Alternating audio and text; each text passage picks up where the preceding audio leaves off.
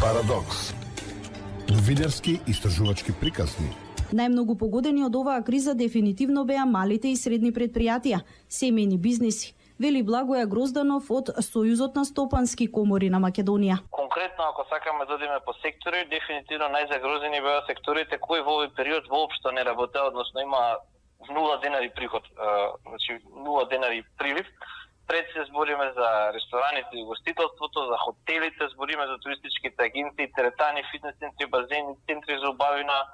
Значи, оние сектори кои фактички со одлука на владата беа затворени и воопшто не генерира никаква економска активност. Вели Грозданов, во однос на мерките вели дека имало критериуми кои биле навистина апсурдни за аплицирање на малите и средни предпријатија. Имале впечаток на едно хаотично менаџирање. Оно што недостасува, вели Грозданов, е јасна визија и стратегија како да се излезе од кризата. За пренамена на производството, малите и средните предпријатија имаат помалку услови за да го обезбедат тоа. Во основа, многу од малите и микро предпријатијата немаат кој знае какви алтернативи за водење бизнис. Значи, ние направивме една анкета, например, дојдовме до податок дека 80% од вкупниот број на анкетирани предпријатија во рамки на Сојуз на стопански комори се изјасниле дека немаат можност да вршат работата од дома или онлайн. Сите оние кои можат сега прибегнаа на онлайн продажбата. Тоа е во ред за тие што можат. Нема збор дека нуди поголема ефикасност и поголема одредени бенефити во однос на физичката подржба. Меѓутоа не може да биде целосно, многу бизнис модели, доминантен број на бизнис модели не може да бидат целосно заменети со онлайн продажба. Значи се уште остана проблемот дека тие луѓе не може да вршат дејност. Луѓето бараа алтернативи, меѓутоа многу релативно мал број од нив успеа да најдат. Оние што успеа да најдат, мислам дека збориме за алтернатива колку да се премости месец дена два, а ефектите од кризата очекувам дека ќе бидат многу подолгорочни од само овие месеци додека трае самата криза. Мислам дека вистинските ефекти ќе ги почувствуваме на есен, кога фактички ќе ни треба вистинска инекција за да се раздвижи економијата. Значи, ова мислам дека само почетокот на мора. Вели Благоја Грозданов од Сојузот на стопански комори. Кога не работи целиот сектор, не работат малите и средни предпријатија. Економските механизми ќе проработат и проблемот ќе се движи кон вработените, кои според уредбите на Законот за работни односи ќе имаат 50 или 70% намалени плати. Ќе имаме и помала потрошувачка моќ и повторно на среден рок ќе бидеме заглавени во проблемот. Вели Грозданов. Следно нешто, вели тој, со што треба да се соочиме е психолошкиот проблем кај луѓето. Проблемите кои се создаваат во психата се многу поголеми од сите други ефекти. За да се вратиме на нивото на активност кое го имавме пред месец март, пред кризата, вели Грозданов, треба да помине доста време, со што и потрошувачките навики на луѓето ќе бидат сменети. Парадокс. Новинарски истражувачки приказни. Токму за малите и средните бизниси ќе разговараме со нашиот седен гостин. Треба да го имаме на линија Благоја Грозданов од Сојузот на стопански комори. Добар ден. Добар ден. Добре дојдовте. Нема проблем. Дефинитивно најмногу погодени од оваа криза нели беа малите и средни предпријатија, семејни бизниси. Еве можеби го слушавте разговорот со нашиот гостин кој што ги кажа проблемите со кои што се соочуваат.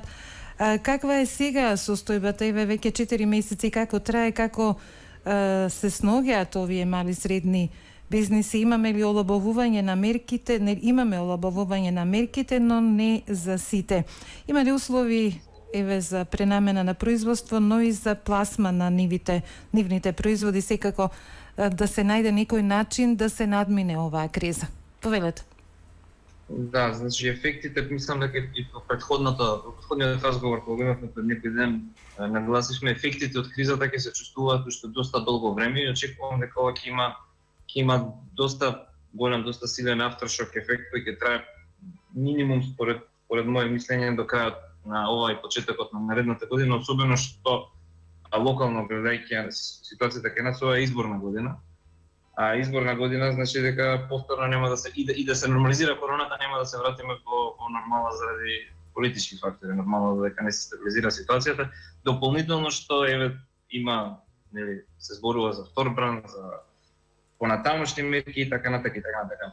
Една работа што сака бизнисот, кој било да се работи за микро, мал бизнис или за голем бизнис, е предвидливост и сигурност и стабилност. луѓето во моментот не може да планираат ни за утре, а камоли за после неколку месеци.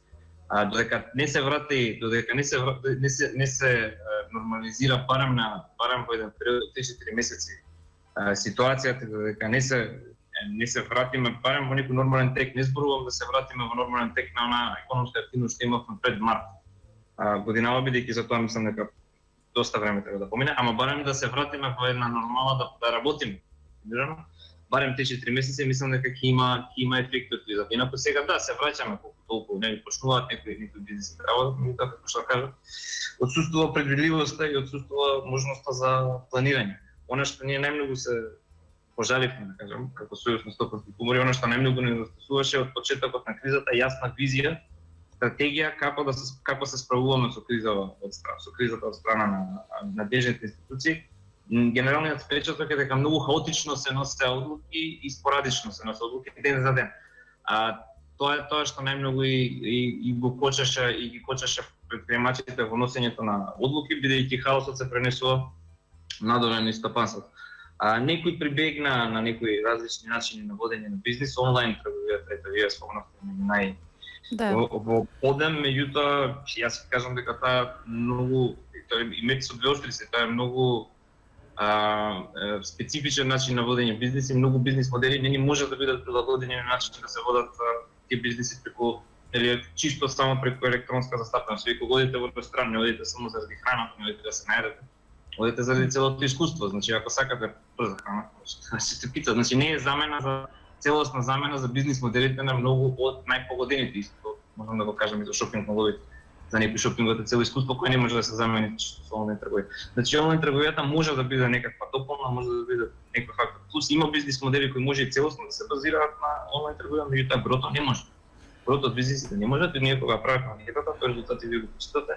Огромен процент од малите микропредпријатија кажат дека не може целосно да го заменат нивниот модел на бизнис модел на функционирање со чисто со онлайн присуство. Освен тоа, кај нас постои, бидејќи ние сме мала кревка економија, постои опасноста со онлайн трговијата од развој на сивата економија.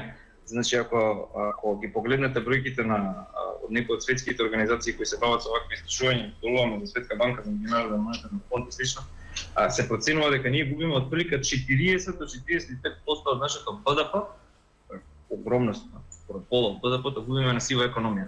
А едно место кое што и покрај цела државна регулатива, дури би рекол и пререгулираност на бизнис, едно место кое остана нерегулирано и кое остана како место во кое може да цвета сивата економија, токму онлайн трговијата. И сега навистина не е фер кога имате американците кога правеа државата ја правеле на целата борба ја темелеле во една фраза вика од научување без репрезентација во власта. Кај нас обратно имаме репрезентација во власта без одомчување на 40% од вредноста на БДП-то, тоа збориме за лица кои функционираат надвор од системот, а кои генерираат приходи, кои им се директна конкуренција на малите и средни предпријатија. Дали има некое решение, дали има некое решение сега што би можело да ја надмине оваа состојба? Имаше мерки, колку тие беа применливи, што понатаму би требало да се преземе за да се анулира оваа ситуација или да се ублажи, да се спасат тие некои бизниси за кои што нели се споминува некои од нив веќе со оглед на тоа што немаат никаков профит, веќе пропагаат или едноставно се затвараат. Да. 80 од анкетата која ја спроведовме, 86% од испитаниците, зборуваме за мали и микросредни предпријатија, одговорија дека мерките не се во согласност со нивните потреби. Само кога се разбереме, зборуваме за фирми кои во оваа ситуација, кога на нула приход, кога нема никакви активности и да им дадете 100 денари, ќе ја аплицира и за 100 денари, бидејќи повеќе него ли што има.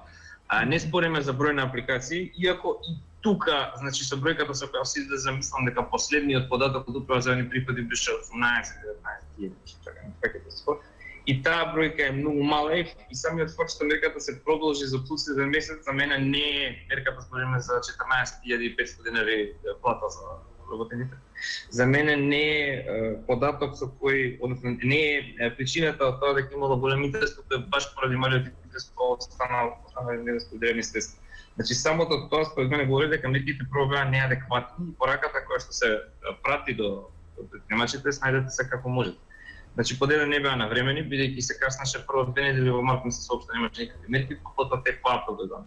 Втора работа мерките беа недоволни во обем, бидејќи како што некој пред мене вашите соговорници нагласи, не е само плата, туку имаме и секако полни режиски трошоци кои треба да се надоместат.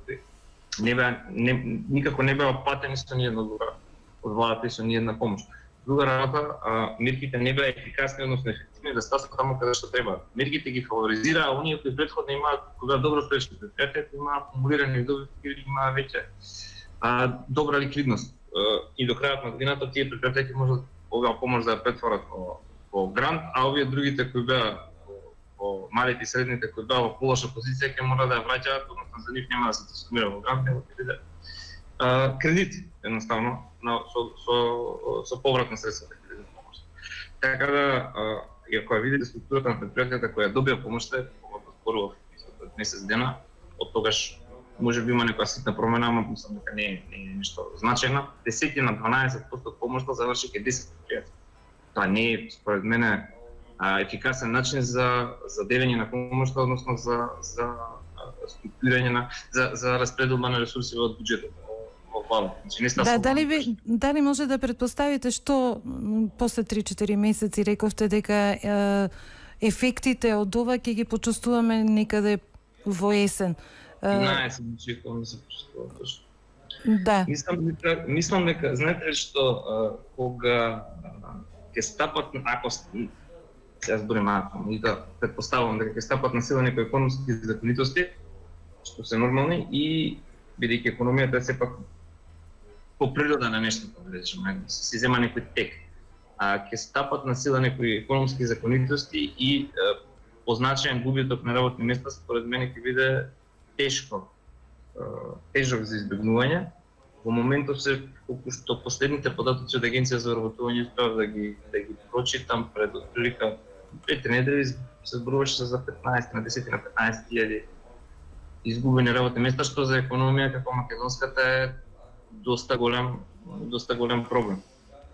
Например, се одеше сега се посегна кон мерки, третиот сет мерки за зголемување на агрегатната потрошувачка, односно за зголемување на куповната моќ на населението, меѓутоа тие мерки беа многу закасни. Се зборуваме за мерки кои ги носиме во месец јуни, значи тоа е најголемиот проблем во менаџирањето со оваа криза, значи прво се доцнеше, а потоа откако веќе се класира мерките, се класира, како што кажа, потично поимавте на иста мерка 5-6 промени. И за платежните картички веќе уредбата доживеа 5-6 промени. Добро, да, во секој случај сепак пак нешто ќе се раздвижи. Нешто би требало, тука гледам некаква надеж, меѓутоа ако цело време збориме за одложеност, нели, ако велиме дека ефектите од кризата од март ќе ги почувствуваме во септември, тогаш што платежната картичка или платежната картичка и ваучерите со кои се најавени во јуни, да беа во исти момент кога беше кризата, мислам дека многу побрзо ќе можевме да го амортизираме ефектот и да имаше и поголем опфат на луѓе кои беа платени побрзо, ќе можевме да ги амортизираме ефектот. И во начинот на менаџирање на самите средства, мислам дека можеше многу поедноставно да се изработи работата, односно да се поедноставно да се воспостават постапки и процедури за давање на помош. И тоа беше голем проблем, комплицираност на постапките и на критериумите кои беа наметнати страна. Дали вие бевте консултирани да дадете ваше мислење за начинот како би требало да бидат мерките за да се ублажи кризата?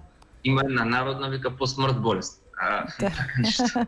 Така нешто беше работата, значи ние како бидејќи сум дел од комората на сметкоодители на Стопански комори, неколку пати понудивме про боно значи без никаков надомест да помогнеме во носењето на уредбите, меѓутоа генерално печатот кој ние го добивме е дека постои затвореност за надворешни идеи од страна на надлежните институции, добро за нас конкретно ќе кажеме Министерството за финансиите. При креирање на овие политики и мерки дури ние имавме 6-7, може и повеќе сега ги нема бројно дописи со кои баравме конкретни конкретни мерки, конкретни работи да се направат брзо, веднаш, во првите 2-3 недели од започнувањето на кризата, меѓутоа тие не беа прифатени, делумно беа прифатени во подоснежните до крајот на април, подоснежниот период. Зошто сакавме да бидеме вклучени? Затоа што сепак ние сме практичари и знаеме, не е исто да седиш во фотели да правиш мерката и да ја спроведеш саме.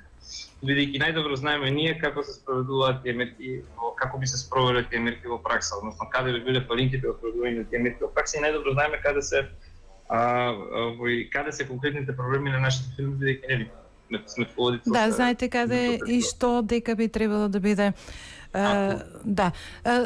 Тука би го привршиле разговорот со господинот Грозданов.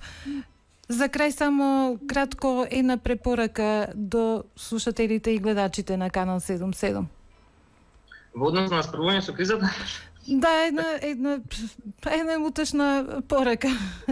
Утешна порака, значи вака, јас мислам дека оние кои ќе преживеат криза, ќе излезат многу посилни на крајот на денот, него ли што биле пред криза.